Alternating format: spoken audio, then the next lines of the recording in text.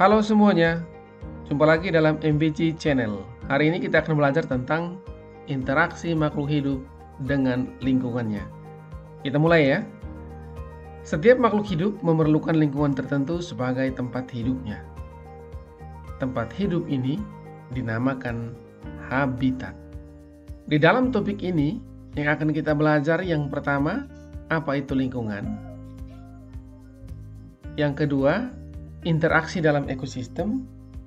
Dan yang ketiga, peran organisme. A. Lingkungan. Lingkungan dapat diartikan sebagai segala sesuatu di luar individu. Lingkungan terdiri atas dua komponen utama, yaitu satu, komponen biotik yang terdiri atas manusia, hewan, tumbuh-tumbuhan, dan jasad renik. 2. Komponen abiotik yang terdiri atas air, tanah, dan cahaya. B. Interaksi dalam suatu ekosistem membentuk pola. Setiap organisme tidak dapat hidup sendiri, melainkan bergantung pada organisme lain dan lingkungannya. Saling ketergantungan ini membentuk suatu pola interaksi. 1. Interaksi antara makhluk hidup dengan makhluk hidup yang lain. Interaksi ini dapat terjadi melalui rangkaian peristiwa makan dan dimakan, seperti rantai makanan, jaring-jaring makanan, dan piramida makanan. 2. Macam-macam simbiosis. Simbiosis merupakan bentuk hidup bersama antara dua individu yang berbeda jenis. Ada 3 macam simbiosis, yaitu simbiosis mutualisme. Simbiosis mutualisme merupakan hubungan dua jenis individu yang saling menguntungkan. Contohnya, hubungan antara jamur dan akar pohon pinus. Jamur mendapatkan makanan dari pohon pinus, sedangkan pohon pinus mendapatkan lebih banyak air dan garam mineral ketika berinteraksi dengan jamur. Contoh yang lain, lebah dan bunga. Lebah mendapatkan nektar madu dari bunga, sedangkan bunga mendapatkan keuntungan karena dibantu penyerbukannya.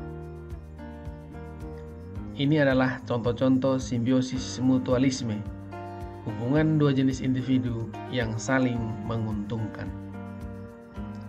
2. Simbiosis komensalisme.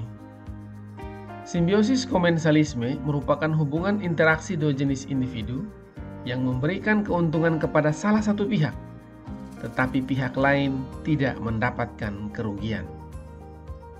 Contohnya, hubungan antara tanaman anggrek dan pohon mangga.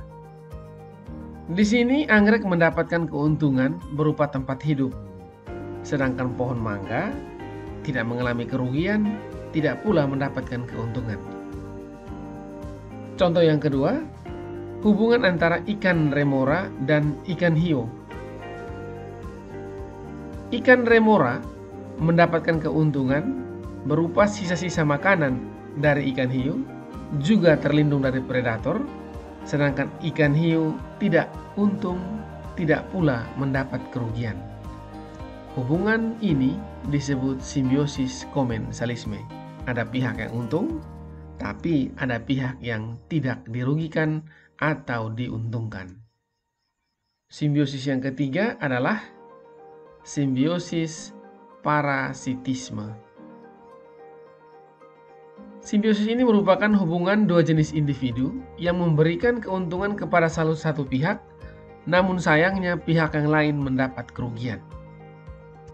Contohnya, hubungan antara nyamuk dengan manusia, kutu dan manusia, dan lalat buah dan mangga.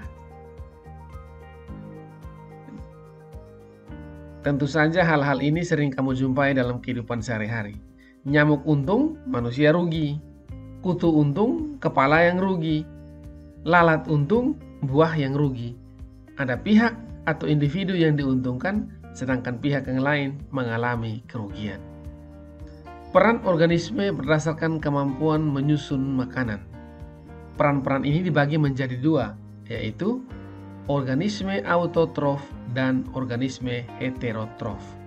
Organisme autotrof adalah organisme yang bisa membuat makanannya sendiri, sedangkan organisme heterotrof adalah organisme yang tidak bisa membuat makanan sendiri.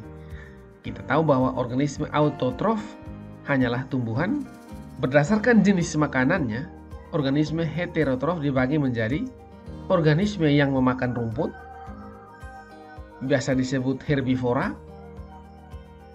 Organisme yang memakan daging, biasa disebut karnivora.